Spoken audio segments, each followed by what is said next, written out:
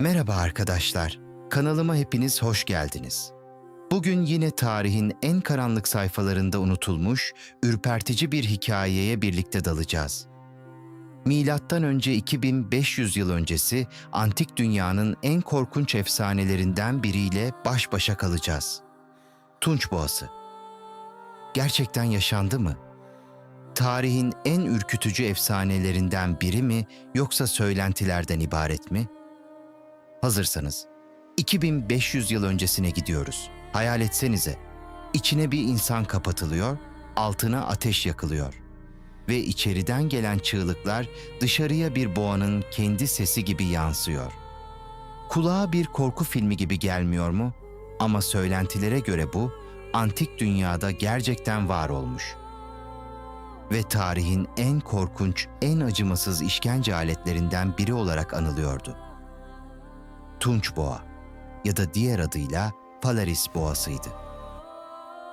Bugün sizlerle birlikte insanlık tarihinin en karanlık ve zulüm dolu hikayelerinden birine yolculuk ediyoruz. Ama bu hikayeyi korkunç yapan tek şey en dehşet verici yöntemi değil, asıl korkutucu olan şey insanların gücü eline aldığında içindeki karanlık ortaya çıkıyor olmasıydı. Şimdi zaman yolculuğu yapalım ve yaklaşık 2500 yıl öncesine gidelim. Yer, Antik Sicilya. Bugünkü İtalya'nın güney taraflarında bulunan eski bir Yunan topluluğu, Adragas. Burası zenginliğiyle, büyük yapılarıyla ve güçlü yöneticileriyle bilinen bir yerdi. Ama o dönemde sadece zenginlik yoktu. İnsanların içlerinde büyük bir korku da vardı. Çünkü şehrin başında Polaris adında bir acımasız kral vardı. Hakkında anlatılanlara göre insanların hafızalarında korkuyla yer etmiş acımasız kraldı. Hatta bazı kaynaklara göre insanlara korku salmak için akıl almaz işkenceler ve zulümler yapıyordu. Ve işte hikayenin en korkunç kısmı da burada başlıyordu. Tunç Boğası söylenenlere göre Perillos adında Atinalı bir usta tasarımcıydı ve Polaris'e bir icat sundu.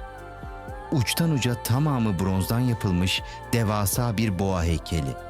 Dışarıdan bakıldığında oldukça büyüleyici ve devasaydı. Sanki tapınakların önüne dikilecek kutsal bir heykel gibiydi. Ama iç kısmı tamamen bambaşka bir amaç için tasarlanmıştı. Çünkü amacı sanat değildi, zulümdü. Denilene göre insanlar boğanın içine kapatılıyor, ardından alt kısmına odunlar atarak ateş yakılıyordu. Bronz yavaş yavaş ısınıyor ve içerisindeki insan da hayatının en acı verici zulümüyle baş başa kalıvordu. Ama olay bununla da bitmiyor. Boğanın içine özel borular yerleştirildiği söyleniyor ve bu borular sayesinde içeriden gelen insan çığlıklarının sesi dışarıya bir boğanın böğürtüsü gibi çıkıyordu. Yani dışarıdan bakan insanlar gerçek bir hayvan sesi duyuyordu. Bunu düşünmek bile korkutucu. Bir insanın acısını adeta korku gösterisine dönüştürmüşlerdi. Ve işin en ilginç kısmı da şu. Bazı eski hikayelere göre Polaris, bu aleti ilk önce onu yapan kişi üzerinde denemiş, yani Perillos, yaptığı icadı tanıtırken içerideki ses sisteminin nasıl çalıştığını göstermek istemiş. Polaris de onu boğanın içine kilitlemiş. Söylentilere göre ne kadar doğru bilinmiyor tabii. Çünkü antik tarihte gerçek ile efsane çoğu zaman ayırt edilemeyecek hale geliyor. Ama insanlar neden bu hikayeye inanmış biliyor musunuz? Aslında Polaris'in ünü zaten korkunçtu. Onun hakkında anlatılan hikayeler o kadar acımasız ve kötü bir ruh haline bürünmüştü ki yapabileceğine inanıyorlardı. Şimdi burada önemli olan soru şu: Tunç Boğa gerçekten var mıydı? İşte tarihçilerin yıllardır tartıştığı ve insanların konuştuğu konu buydu. Çünkü elimizde bu alete ait kesin bir arkeolojik sonuç yok. Yani bugüne ulaşmış gerçek bir tunç boğa bulunamamıştı. Ama antik yazarlardan bazıları bu hikayeden bahsediyorlardı. Özellikle Diodorus Siculus gibi tarihçiler Phalaris ve bu ürkütücü boğa hakkında anlatılar yazmıştı. Bazı uzmanlar bunun tamamen propaganda olduğunu düşünüyordu. Yani eski toplumların zalim yöneticilerini kötü göstermek için böyle bir korkunç hikayeler ortaya atıldığını söylüyorlar. Ama başka tarihçiler ise şunu söylüyordu. Antik çağdaki metal işçiliği düşünüldüğünde böyle bir alet teknik olarak yapılabilirdi. Ve gerçeği söylemek gerekirse, hayal edilemeyecek kadar korkunç ve insanlık tarihine baktığımızda insanların bazen acımasız yöntemler geliştirdiğini görebiliyoruz. O yüzden Tunç Boğa'nın tamamen imkansız olduğunu söylemek de zor. Belki de gerçekten vardı. Sadece gün yüzüne çıkartılmamıştı. Belki de insanların korkularından doğmuş bir rivayetti. Ama hangi ihtimal doğru olursa olsun, bu hikaye insanların zihninde var olmaya devam etti.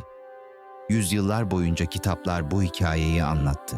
Resimlerle canlandırıldı. Filmlerde ve korku anlatılarında hayat buldu. Tunç Boğa aslında tek bir şeyi temsil ediyordu. Sınırsız gücü bir insanın sahip olduğu otoriteyi ve gücü korkuya dönüştürmesini ve insanların acısını bir şova dönüştürmesini. Belki de bu yüzden hikaye hala bizi etkisinde bırakıyordu. Çünkü sadece geçmiş zamana ait değil, insan doğasının karanlık ve acımasız tarafını gösteriyor. Düşünsenize. Bir zamanlar güç sahibi birisi, insanların çığlıklarını bile ihtişamlı hale getirmeye çalışmış olabiliyor. Bugün müzelerde veya tarih sergilerinde Tunç Boğası destanına hala denk gelebiliyoruz. Ama artık insanlar bu zulümü övmek için değil, geçmişin ne kadar acı dolu bir karanlık olabileceğini görmek için inceliyor. Belki de tarihin en değerli yanı bu. Bize sadece zaferleri değil, insanlığın acımasızlıkta ne kadar ileri gidebileceğini de gösteriyor. Tunç Boğa hikayesi tam olarak bunu anlatıyor.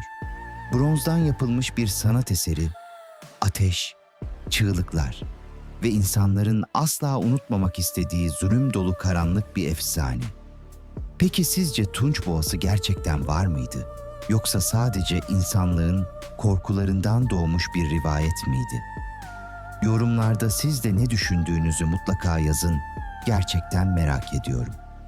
Böyle karanlık ve gizem dolu hikayeleri birlikte keşfetmeye devam etmek istiyorsanız kanala abone olmayı ve videoyu beğenmeyi unutmayın. Yeni bir hikayede, Zulüm Defteri'nde görüşmek üzere.